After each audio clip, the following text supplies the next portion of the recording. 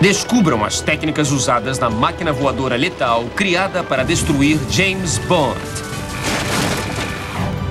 Conheça as figuras ocultas de Hollywood que preparam os super-espiões do cinema em terra, no mar e no ar.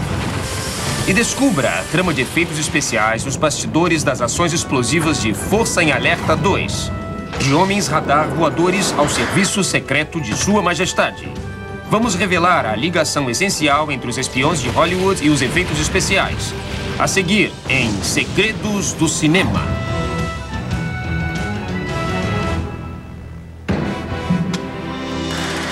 Um terrorista internacional rouba uma ogiva nuclear e ameaça o suprimento mundial de petróleo. Este é o dilema que o agente secreto número 1 da Inglaterra enfrenta em O Mundo Não É o Bastante. Sem ressentimentos, Sr. Bond.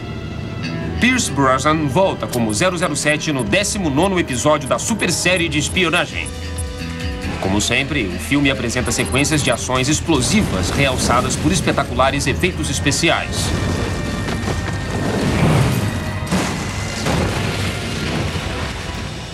O novo filme foi dirigido por Michael Apted.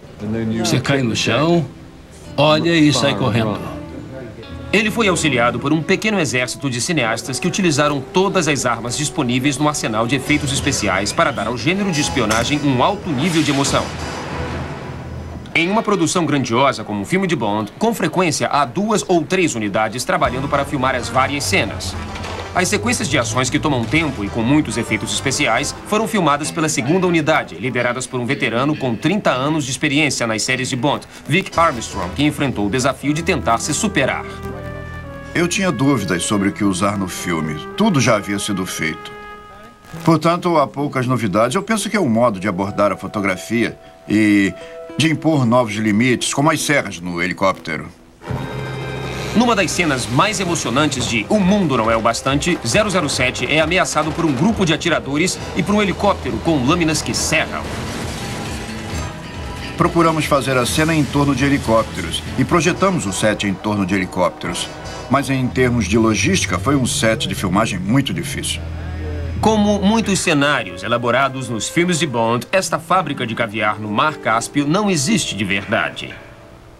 A ilusão foi criada aqui, no país natal de James Bond, nos estúdios Pinewood, nos arredores de Londres. O designer de produção Peter Lamont construiu primeiro a maquete de uma intrincada rede de plataformas e passarelas. Depois, a construiu dentro de um enorme tanque de água no terreno atrás do estúdio. Eles colocaram um muro de 24 metros de altura em torno do set. Para todos os efeitos, nós tínhamos um imenso set a céu aberto. Apesar do tamanho do set, era perigoso demais que o helicóptero sobrevoasse o elenco e a equipe. Então, para filmar a aeronave, um Jet Ranger Bell foi colocado numa pista de pouso elevada. A equipe de efeitos especiais equipou o avião com lâminas serrotes circulares, suspensas sob o corpo do helicóptero. O helicóptero, então, foi filmado enquanto voava sobre um campo aberto.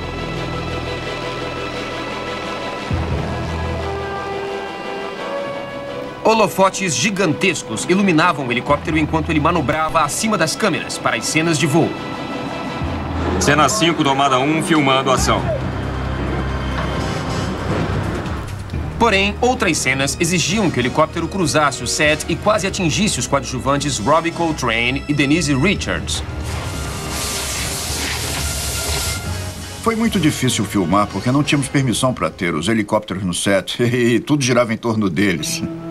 Então, Chris Corbould, o diretor de efeitos especiais, teve a ideia de colocar um imenso guindaste sobre rodas de 90 metros de altura. A solução de Corbould foi suspender o avião usando um guindaste de construção. Manejado por controle remoto por computador, os movimentos do guindaste foram programados para seguir uma rota já traçada através do prédio. Enquanto isso, a equipe de Corbould preparava o porto e o barracão para a destruição. Estávamos fazendo a cena aqui quando vimos as lâminas cortarem o prédio. Nós íamos perder o Rolls Royce, que o Rob Coltrane milagrosamente consegue tirar do caminho antes que fosse cortado ao meio. O caminho, através do prédio, estava coberto de madeira cortada, que se partiria quando as lâminas a tocassem. Para realçar a intensidade da destruição, o responsável por efeitos em câmera off lançaria escombros pelo ar, usando um grande ventilador. Quando o carro de fuga de Robbie e Denise foi colocado em posição, o porto foi incendiado e a equipe se preparou para filmar a cena. E... filmando! A rota de voo pré-programada funcionou perfeitamente. Os dentes afiados das lâminas voadoras quase pegaram o Rolls-Royce, passando a centímetros dele. Corta, muito bom. Valeu, corta. Mais tarde, na cena, 007 se vê no caminho das lâminas do helicóptero. Felizmente, sendo o super espião do cinema, o carro de 007 está equipado com uma arma secreta, um lançador de foguetes montado em sua lateral. Porém, esta cena também apresentava um desafio à segurança. Os foguetes não são muito passíveis de controle em termos direcionais. E não podíamos nos arriscar a que um dos foguetes fosse lançado porque são muito poderosos e muito velozes. Para guiar o foguete ao helicóptero, a equipe de efeitos especiais passou um arame fino entre eles. Durante a ação, o foguete parte em direção ao alvo estabelecido. Ação! Porém, destruir um helicóptero de tamanho normal era arriscado demais. Por isso, seria necessária uma miniatura para realizar a cena. Armstrong designou a sequência para uma unidade de filmagem totalmente nova, sob os cuidados do supervisor de efeitos em miniaturas, John Richardson. Se é muito perigoso, muito caro ou muito difícil fazer a cena com um dublê ou o efeito ao vivo, invariavelmente nas reuniões os chefes me perguntam: e o que você faria com uma miniatura? Em outra parte do terreno, nos fundos dos estúdios Pinewood, a equipe de Richardson construiu uma maquete do set da fábrica de caviar em escala de 1:4. Cada detalhe do porto em escala natural foi copiado do nível da água aos barris e equipamentos nas passarelas. No departamento de efeitos em miniatura de 007, a equipe de Richardson criou também uma réplica em miniatura do helicóptero com lâminas em serra em escala de 1:4. Um de meus funcionários, o Nigel, ele fez o molde de todo o corpo do helicóptero utilizando gelatone. Depois, copiamos a ação ao vivo dos helicópteros em tamanho natural suspensos pelo guindaste no set de filmagem. O modelo pronto foi carregado com explosivos, suspenso acima do porto em miniatura, e as câmeras começaram a filmar. Ação!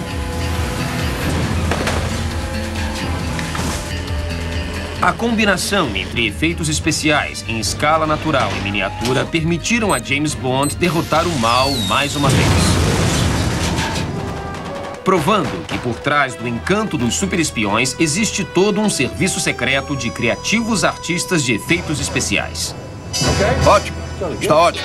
Excelente.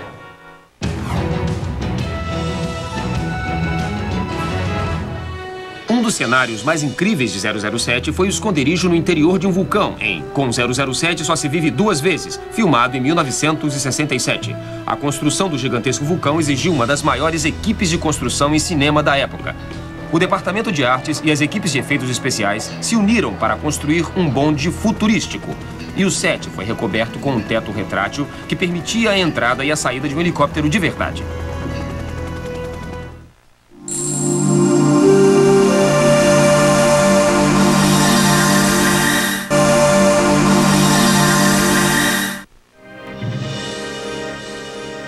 Quase tão antigos quanto o próprio cinema, os filmes de espionagem sempre intrigaram as plateias. O thriller de espionagem de Fritz Lang, Os Espiões, apresentou cenas dramáticas, bem como alguns efeitos especiais marcantes. Em uma cena importante, um trem se choca contra o vagão de outro trem. Lang simulou o efeito apresentando o desastre visto do interior do vagão. É melhor ter isso à mão. Eu não confio em você. Inspirado pelo filme de Lang, Alfred Hitchcock filmou um desastre de trem do lado de fora do vagão no clássico filme de espionagem Agente Secreto.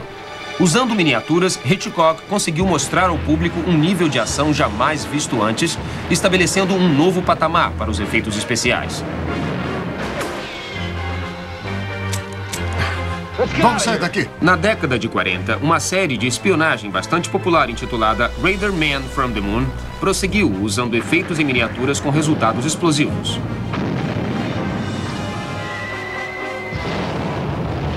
A série inovou com os efeitos com miniaturas ao ponto de tornar tudo virtualmente possível, inclusive um agente voador.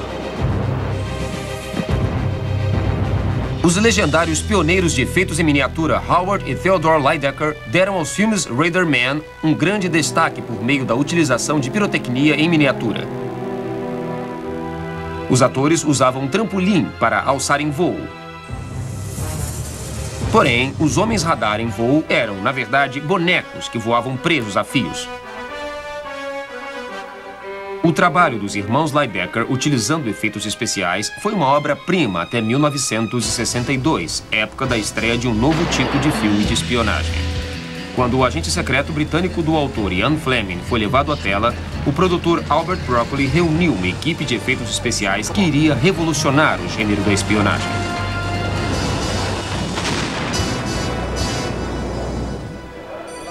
Um elemento-chave da equipe de efeitos especiais em muitos dos filmes de James Bond foi John Richardson. Ele aprendera desde cedo a gostar de efeitos especiais com seu pai, Cliff Richardson. Ele começou a trabalhar no ramo em 1921 e provavelmente foi um dos primeiros a criar efeitos especiais na Inglaterra. Ele fez filmes como Êxodos e Lawrence da Arábia. Nós trabalhamos juntos em todos esses filmes na década de 60. Homens, avançar! Como supervisor de efeitos em miniatura de O Mundo Não É o Bastante, John ficou encarregado de algumas das filmagens mais difíceis do filme. Uma cena precisava de um oleoduto de 1,5 km nas montanhas do Cáucaso, na Turquia. Para fazer isso, a equipe de reproduções em miniatura de Richardson criou um duto em escala de 1 por 120. Árvores pequeninas foram acrescentadas à convincente ilusão. Porém, isso era apenas metade do truque de efeitos especiais. Para filmar uma cena principal ampla com os atores enquadrados, Richardson empregou um efeito óptico clássico denominado perspectiva forçada. A miniatura foi posicionada vários metros à frente de um setor do oleoduto em tamanho natural e quando a miniatura e os elementos em escala real do set se alinharam diante da câmera, criaram a ilusão de um duto de 1,5 km. Basicamente, estamos vendo todo o oleoduto desaparecer à distância. A câmera passeia pela miniatura e depois passando dela para a ação ao vivo. Tudo isso é ação ao vivo. Vocês podem ver as pessoas lá. É um ambiente real. Acrescente uma cena de Bond e a doutora Christmas Jones saindo do oleoduto e a ilusão cinematográfica está completa. Vamos, me dê a sua mão. Pule, pule! Não explique por que fez isso. Richardson e sua equipe não só fizeram milagres em efeitos especiais em terra, como abaixo da superfície. No duelo final de O Mundo Não É o Bastante, o vilão do filme, representado por Robert Carlyle, comanda um submarino nuclear para levar a cabo seu plano maldoso. E, para tais cenas, a unidade de Richardson novamente construiu um protótipo em escala de 1/4. O submarino que usamos para submergir e também para descer ao esconderijo foi praticamente todo construído. Nós fizemos um molde de madeira, depois o cobrimos com espuma e barro. E assim foi feito todo o casco do submarino. Depois que o casco do submarino foi moldado, seu exterior foi arranhado para parecer gasto pelo efeito do mar. Enquanto parte da equipe de efeitos especiais terminava o submarino, outra equipe trabalhava no set do submarino miniatura. O set do esconderijo foi construído exatamente como o set de tamanho normal. Foi feito de gesso, de madeira, pintado e construído de forma idêntica à do set de ação, porém com 1/4 do seu tamanho. Quando pronto, o set foi enchido com água e o submarino colocado nele. Para fazer o submarino emergir, fios puxavam o protótipo e pequenas bolhas de ar foram acrescentadas para dar um toque de realismo. Na cena final, o protótipo do submarino parece gigantesco.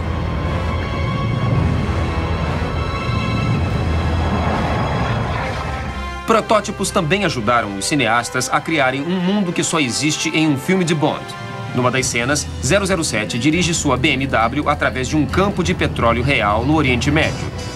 Porém, a cena seguinte o mostra chegando a um local montanhoso que teve que ser filmado na Espanha. Vamos ver a parte elétrica. Em um dos cortes, queríamos ver a BMW de Bond fazer uma transição dos campos de petróleo numa região árida da Turquia para uma região de bosque. E o que você pode fazer, eles disseram. A solução de Richardson foi construir um set em escala de 1/8, ligando um campo de petróleo a uma região de floresta. um campo real de petróleo no Azerbaijão, foi criado com precisão, em miniatura, completo com bombas de extração e poços de petróleo. Do outro lado, foi construído o início de uma floresta de pinheiros, margeando uma rodovia de terra. As duas locações serão ligadas por James Bond dirigindo seu famoso carro. Uma miniatura da BMW de Bond, em escala de 1:8, foi criada para se adaptar ao set. O chassi do carro foi levado para um teste com a utilização de controle remoto através do set em miniatura. O chassi foi então equipado com uma reprodução exata do corpo do carro, completo com a miniatura do agente secreto ao volante. A pequena figura de Bond foi feita com uma mistura de borracha, arame e fibra de vidro. Após alguns tropeços, todos os elementos se uniram para fornecer um elo essencial à trama do filme. Duas locações distintas, separadas por centenas de quilômetros, que se uniram através da magia de uma miniatura.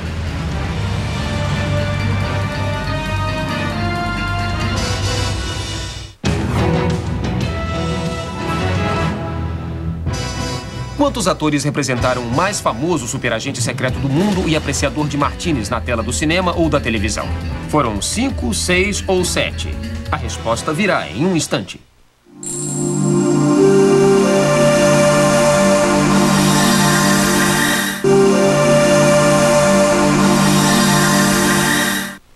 Então, quantos atores tiveram permissão para matar?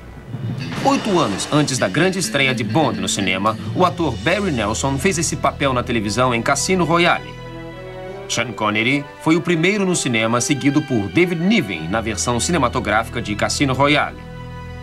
George Lazenby foi o seguinte, e depois Roger Moore, Timothy Dalton e o atual 007 Pierce Brosnan, perfazendo um total de 7 atores que pertenceram ao serviço secreto de Sua Majestade.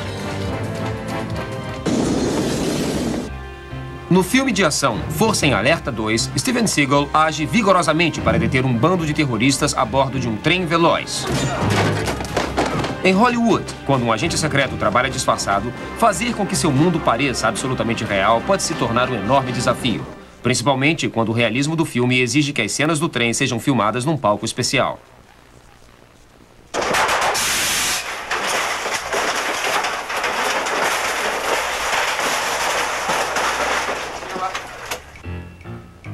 Superar esse problema foi a tarefa de Richard Yuricich. 5, 6 e acima deles, por favor. Mesmo com 30 anos de experiência, o supervisor de efeitos visuais achou as sequências de trem de Força em Alerta 2 bastante desafiadoras. A primeira coisa que chamou a atenção foi o tempo todo passado dentro do trem. O maior desafio era fazer a paisagem silenciosa passar de forma uniforme pelas janelas quando a câmera mostrava uma panorâmica de um lado ao outro do trem, criando a ilusão de estar viajando através das montanhas rochosas. Yuricich pediu ajuda à Cinesight Digital Film, integrante da Eastman Kodak. Juntos, eles criaram um novo software de computador que poderia inserir a paisagem correta para as filmagens do trem em movimento. Para ter certeza de que o sistema iria funcionar, eles fizeram um teste nos estúdios da Warner Brothers, utilizando um ônibus de trânsito. Primeiro, foi feita uma filmagem manual com a câmera se movendo de um lado para o outro do ônibus. Em seguida, 4 câmeras apontadas para direções diferentes foram montadas em um caminhão para filmar os quadros sobrepostos da paisagem externa. No computador, nós misturamos as cenas e, para onde a câmera fosse, o sistema de rastreamento utilizava aquela região da paisagem. O teste convenceu Yuricich e os produtores do filme que o processo funcionaria. Então, câmeras grandes angulares VistaVision foram montadas no alto de um caminhão para filmar a paisagem exterior no Colorado. Então, a produção seguiu para as instalações da Warner Brothers em Burbank. No palco 12 foram filmadas as cenas de interior utilizando vários conjuntos de vagões de trens cercados por uma tela verde, que mais tarde foi digitalmente substituída pela filmagem feita no Colorado. O importante para nós é ter a certeza de que a ação exterior vista de dentro do trem se torne uma ação secundária e que pareça como se tivesse feita de verdade na locação. Assim como os criadores dos primeiros filmes de espiões faziam com que seus trens se chocassem para aumentar o impacto de seus filmes, o grande final de Força em Alerta 2 exigia que o trem de passageiros que levava Steve Seagal batesse em um trem de carga carregado com 3 milhões de litros de gasolina. Yuricich resolveu criar o mais emocionante desastre de trens que já fora feito. Para fazer isso, ele empregou tantos sets em escala natural para mostrar o que acontecia dentro do trem, quanto miniaturas representando a ação exterior.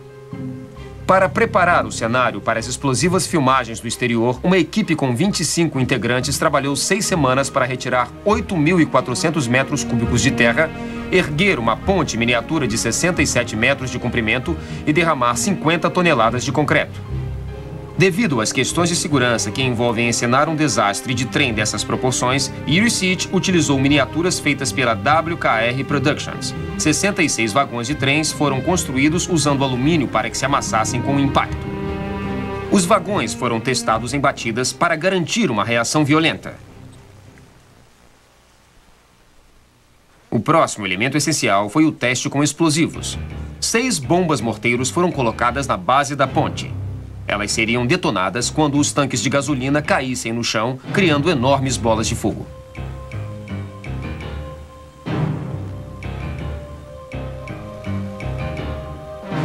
Com os principais elementos preparados, 10 câmeras foram armadas para filmar o desastre.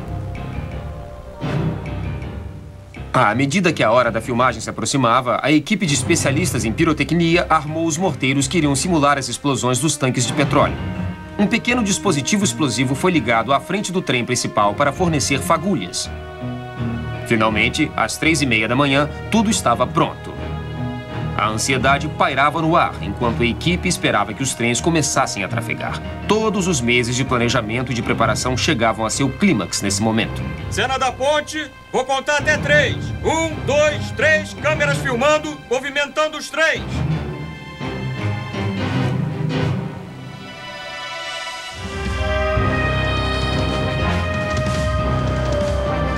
No filme já pronto, os trens da Grand Continental e da Southern Pacific rumam para seu encontro fatal, levando ao público um final realmente espetacular.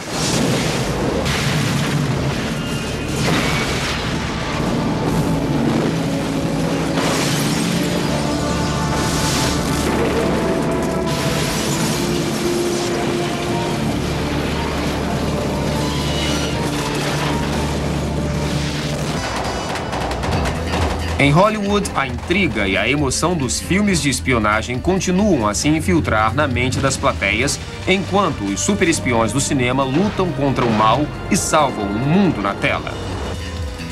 Para esses agentes secretos, as palavras-chave são efeitos especiais. Sem eles, estamos todos condenados.